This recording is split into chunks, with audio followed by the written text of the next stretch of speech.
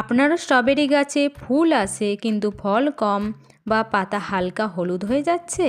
তাহলে এই ছোট্ট টিপসটি জানতে হবে।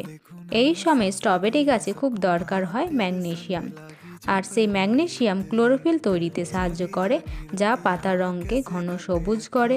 এছাড়া অসংখ্য ফুল আনতে সাহায্য করে, ফুল থেকে ফল ধরতে সাহায্য করে, ফলকে অনেকটা মিষ্টি করে তোলে।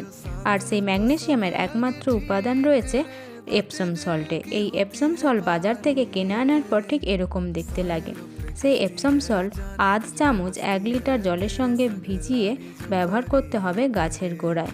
15 দিন অন্তর গাছের গোড়ায় ব্যবহার করতে পারেন। এইটি এভাবে জলের মধ্যে ঠিক গুলিয়ে দিয়ে ভালো করে, তবে অল্প পরিমাণে নেবেন, বেশি দিলে গাছের ক্ষতিও হতে পারে।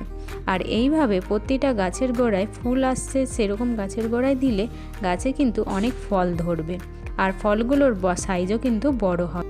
ফল হবে রসালো আর মিষ্টি। তবে মাথায় রাখবেন, টবের মাটিতে বা গ্রো ব্যাগে সকালের দিকে স্প্রে করার, রোদে একদম স্প্রে করবেন না।